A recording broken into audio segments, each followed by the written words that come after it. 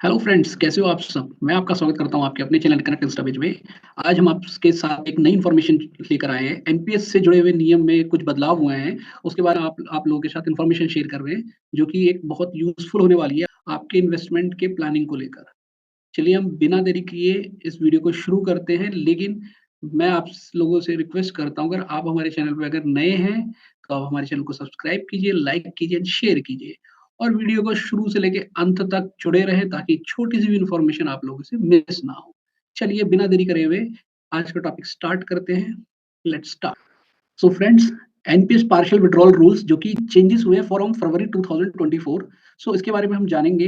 How does it work, when should you go for it. Okay, तो चलिए हम इसके बारे में जानते हैं। सबसे पहले कि इसकी एलिजिबिलिटी, सबसे पहले हम ये जानेंगे कि कौन से लोग इसके लिए एलिजिबल होंगे, कैसे ये पैसा निकल सकता है और इसकी फ्रीक्वेंसी क्या होगी और कौन लोग इसके लिए एलिजिबल होंगे इस पैसे को निकालने का और कहाँ पर जाकर आपको ये विथड्रॉल रिक्वेस्ट डालनी होगी। तो सबसे पहले हम शुरू करते हैं एलिजिबिलिटी। अब है जो एलिजिबिलिटी है पार्शियल विथड्रॉल के लिए, उसके लिए सबसे पहले जो सब्सक्राइबर है उसको 3 साल कंप्लीट होने चाहिए जब उसने इस स्कीम में जॉइन किया हो। और ये स्कीम जो है इफेक्टिव हुई है फ्रॉम 1 फरवरी 2024। अब इसके बारे में जानते हैं कि आप पैसा विथड्रॉल कैसे कर सकते हैं। आप लोग मैक्सिमम विथड्रॉल पूरे टेन्योर में 3 टाइम्स कर सकते हैं और 5-5 साल के अंतराल में कर सकते हैं। लेट्स से सपोज़ आपने एक सब्सक्रिप्शन लिया, एनपीएस का सब्सक्रिप्शन, और आपको मान लीजिए 3 इयर्स हो गए। उसके बाद आपने पहली बार विथड्रॉल की रिक्वेस्ट डाली। दूसरी रिक्वेस्ट जब आप डालोगे, आप उसके 5 इयर्स आफ्टर 5 इयर्स डालोगे। ऐसे आप 3 बार आप विथड्रॉल्स निकाल सकते हो। और ये जो विथड्रॉल्स है, ये आप कोई स्पेसिफाइड अगर इलनेस है, इलनेस के केस में 5 इयर्स का जो कैपिंग है वो नहीं माना जाएगा। ओके। सेकंडली, आप जब भी विथड्रॉल करोगे, जितना आपका कंट्रीब्यूशन जमा हुआ है एम्प्लॉयर के शेयर को छोड़कर, आप उसका 25% शेयर ही मैक्सिमम विथड्रॉल कर सकते हैं। इसमें जो भी एक्यूमुलेटेड इंटरेस्ट हुआ है, उसको आप नहीं विथड्रॉल कर सकते, सिर्फ आप अपना ही शेयर कर सकते हैं। और 2 पार्शियल विथड्रॉल के बीच में जो गैप होगा वो मैक्सिमम 5 इयर्स का होगा। और फर्स्ट विथड्रॉल से सेकंड विथड्रॉल के बीच में जितना कंट्रीब्यूशन आपने आपने किया है, उसका 25% ही आप सिर्फ विथड्रॉल कर सकते हैं। लेट्स से सपोज़ आपने 1 लाख रुपीज़ का कंट्रीब्यूशन किया है, तो आप 25% के लिए एलिजिबल हैं, जो कि 25,000। अब हम ये जानेंगे कि आपने अब अभी तक तो हमने बताया कि आपको विथड्रॉल कैसे करना है। अब सर कौन से सर्कमस्टांसेस में आपको पार्शियल विथड्रॉल्स कर सकते हो। जैसे कि पीएफ में भी रूल्स थे पार्शियल पीएफ विथड्रॉल का, वैसे ही इसमें भी है। अगर मान लीजिए आपका हायर एजुकेशन है फॉर योर चिल्ड्रन, आपके बच्चों का, उनके, या फिर किसी ने लीगली अडॉप्टेड चाइल्ड है, इंक्लूडिंग उनको भी इंक्लूड किया जाएगा। सो अगर ऐसा है तो आप पार्शियल विथड्रॉल कर सकते हैं। अगर आपके बच्चों की शादी हो रही है, इंक्लूडिंग दोज़ लीगल जिनके बच्चे नहीं है, जिन्होंने अडॉप्ट किए हैं, वो भी इसके अंदर में इंक्लूड होंगे।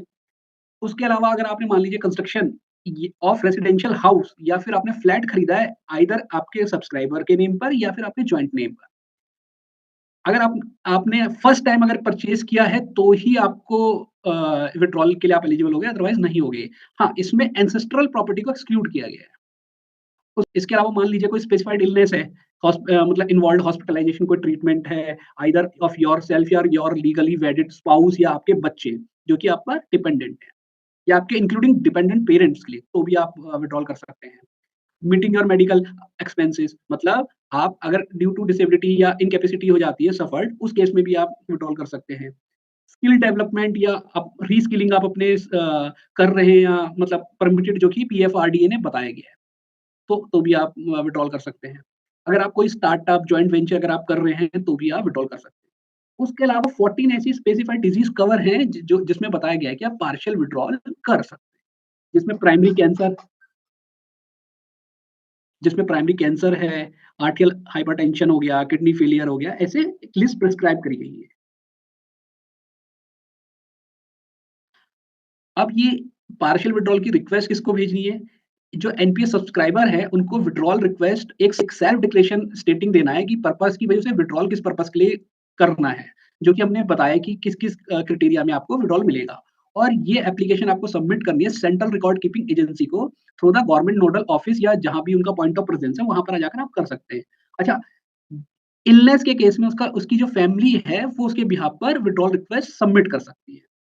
और अगर एक बार एनपीएस सब्सक्राइबर ने अप्लाई कर दिया फॉर पार्शियल विथड्रॉल, जो सीआरए है, सेंट्रल रिकॉर्ड कीपिंग एजेंसी, वो प्रोसेसिंग स्टार्ट कर देगी आपका विथड्रॉल रिक्वेस्ट के लिए।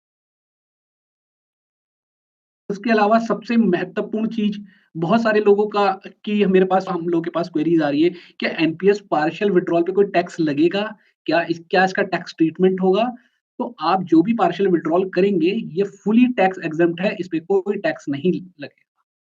मैं आशा करता हूँ कि आपको मेरी वीडियो पसंद आई होगी और आप हमें इस तरीके का मोटिवेशन दीजिए, ताकि हम और भी अच्छी-अच्छी इन्फॉर्मेशन आप लोग के साथ शेयर करें। चलिए मिलते हैं नेक्स्ट वीडियो में, तब तक के लिए थैंक यू, गुड बाय, धन्यवाद।